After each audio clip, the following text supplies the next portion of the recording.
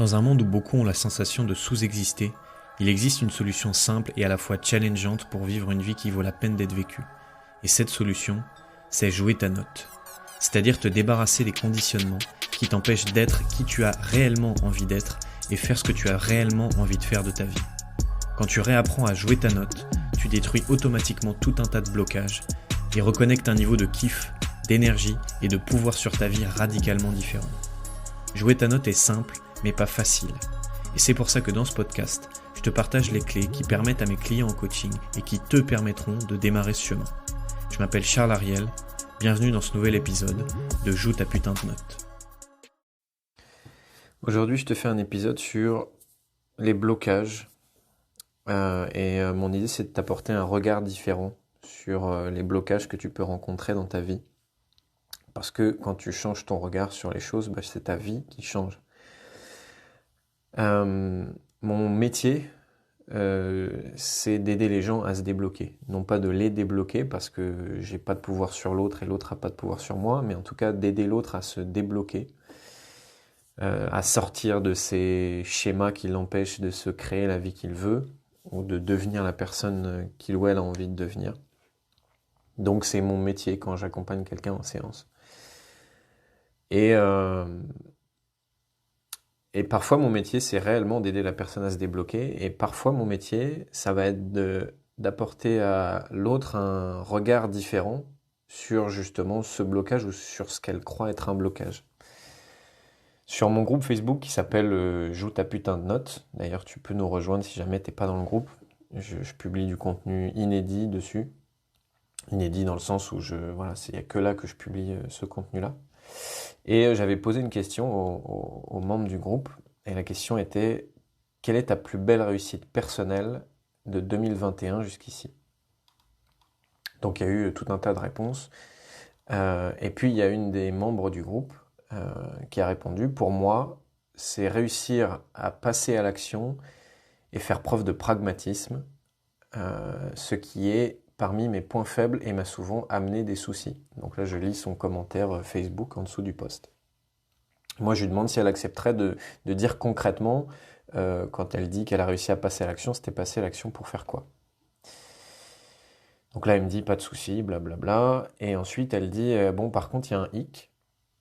C'est que quand je passe à l'action, donc voilà, je passe à l'action. Par contre, l'action suivante, elle écrit, l'action suivante est quand même encore toujours précédée d'un grand moment de paralysie, de peur.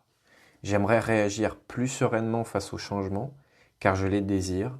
J'adore, mais en même temps, je suis complètement flippé face à eux. Du coup, j'ai l'impression de toujours tout retarder dans ma vie. Donc en gros, sa victoire, c'était de passer davantage à l'action, et son blocage, le blocage qu'elle exprimait, c'était, mais par contre, voilà, une fois que je suis passé à l'action d'après, il y a toujours une espèce de phase de flottement où j'ai peur, où je suis un peu paralysé et où je n'arrive pas à passer à l'action. Et donc, j'ai l'impression, elle écrit, de toujours tout retarder dans ma vie. Donc ça aurait pu être un client en séance qui vient me voir avec ce blocage-là et qui me dit « Charles, moi j'aimerais travailler sur mon passage à l'action et j'aimerais davantage passer à l'action, avoir moins peur, être moins paralysé. » Et donc on pourrait partir dans cette direction de « Bon, qu'est-ce qui te bloque, de quoi t'as peur, machin. » Sauf que moi, avec l'expérience, je vois le truc arriver. Et je lui pose la question, toujours sur le groupe Facebook, et si cette paralysie était un mécanisme hyper intelligent pour t'aider à aller à ton rythme. Et si cette paralysie, cette peur, quand tu es de nouveau confronté au passage à l'action, était un mécanisme hyper intelligent pour t'aider à aller à ton rythme.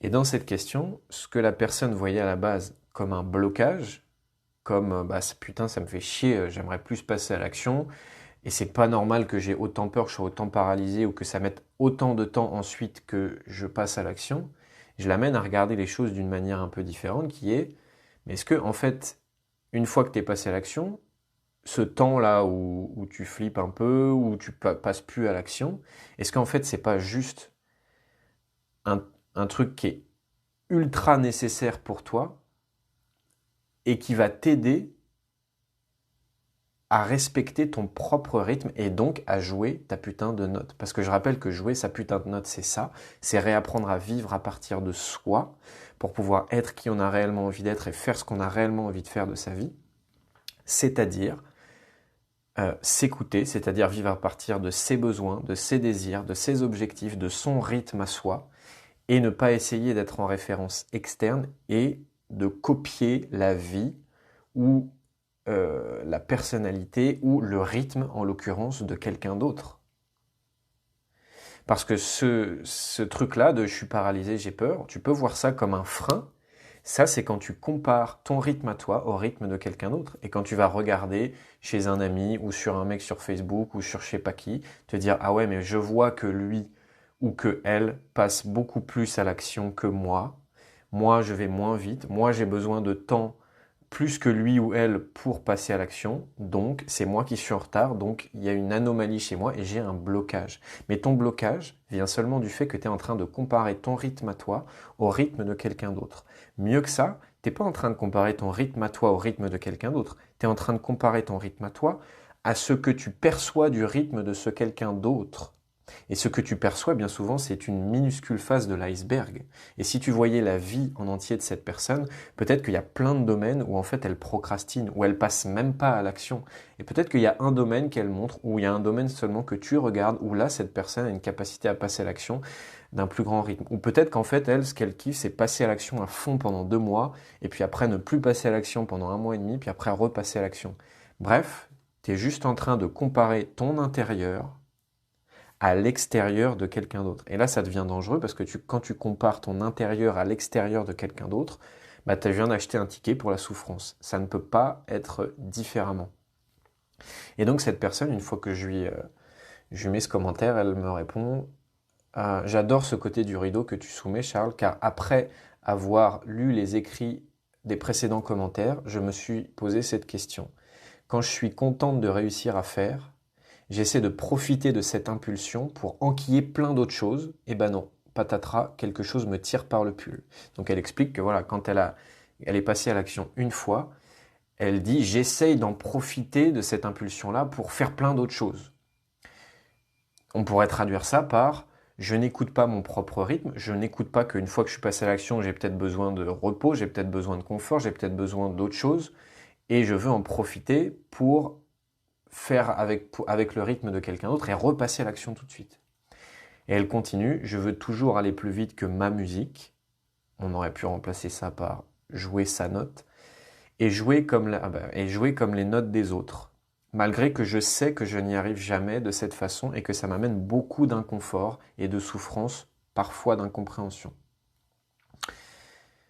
J'insiste avec ce réflexe pour faire comme les autres et ne pas toujours me sentir en décalage, mais ça ne me réussit pas. Et en fait, ce qu'elle voyait comme un blocage au départ, ce qu'elle voyait comme un problème, c'était exactement la solution pour elle. Ce qu'elle voyait comme un problème, le fait de ne pas suffisamment passer à l'action pour elle, c'était juste la solution qui était devant ses yeux pour lui faire comprendre que, hé, t'es pas en train de jouer ton rythme, t'es en train de jouer le rythme de quelqu'un d'autre. Tu ne joues pas ta note à toi, tu joues la note de quelqu'un d'autre. Donc moi, je suis obligé de t'envoyer ces signaux-là d'inconfort, de frustration, etc. pour te signaler que, eh oh, il va falloir que tu respectes ton rythme et que tant que tu joueras pas ta note à toi, je vais continuer à t'envoyer de l'inconfort, de l'insatisfaction, de l'incompréhension. Parce que c'est juste un mécanisme hyper intelligent. Toutes ces sensations sont là comme un feedback pour t'indiquer tu n'es pas en train de jouer ta note à toi. Tu es en train de jouer la note de quelqu'un d'autre. Est-ce que tu vois ce que ça change quand tu changes le regard que tu as sur les choses? En fait, son blocage n'est plus un blocage et ça devient la solution. Attention, je ne suis pas en train de te dire dans ce podcast que les blocages, ça n'existe pas, que il suffit juste de changer son regard à chaque fois, etc. etc. Sinon, j'aurais moins de clients à accompagner. Et puis de toute façon, c'était un blocage. Mais son blocage, c'était de penser que c'était un blocage. D'où l'intérêt à ce moment-là de se faire accompagner parce que, évidemment, c'est entre guillemets facile là dans cet exemple-là pour moi. Pourquoi? Parce que je suis extérieur. Pourquoi? Parce que c'est mon talent à moi d'aider les gens à se débloquer et de repérer ces choses-là. Il y a plein de choses que je sais pas faire, mais ça, c'est mon putain de talent. Donc, c'est plus facile pour moi. Mais évidemment, quand tu es tout seul, quand t'as pas un regard extérieur de quelqu'un qui est spécialisé là-dedans, évidemment que c'est plus dur à repérer et c'est là que ça peut générer pas mal de souffrance chez toi. Voilà. Si tu sens d'ailleurs, c'est vrai que j'en parle pas beaucoup dans le podcast, parce que mon but, en tout cas jusqu'ici, même si je vais pas le cacher, le podcast c'est aussi l'entrée et c'est là où les gens me découvrent pour ensuite, éventuellement pour ceux qui veulent aller plus loin et rejoindre mon programme La Métamorphose, qui est un programme de 3 mois d'accompagnement pour te libérer des conditionnements. Attention, je vais te faire une phrase marketing. Pour te libérer des conditionnements inconscients qui t'empêchent de jouer ta putain de note. En gros, retirer les freins qui t'empêchent d'être pleinement toi. Donc évidemment que ce podcast, c'est la porte d'entrée pour ça, pour que les gens me connaissent.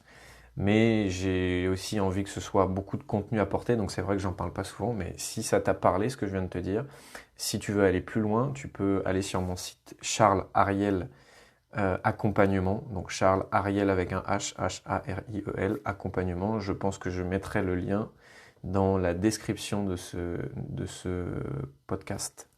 Voilà, je te souhaite une belle journée, je te dis à bientôt. Dans le cas où tu voudrais aller plus en profondeur, j'ai décidé de mettre à disposition gratuitement ma dernière conférence qui s'appelle les 5 étapes pour réapprendre à jouer ta putain de note. Tout simplement, c'est la conférence la plus complète que j'ai faite jusqu'ici et qui va te donner les 5 étapes concrètes par lesquelles passer si jamais tu veux te transformer en profondeur et vivre une vie remplie de kiff, et ça de manière durable. Donc tout simple, si tu veux obtenir la conférence, tu cliques sur le lien que tu vas trouver dans la description de cet épisode. D'ici là, je te souhaite de jouer ta putain de note.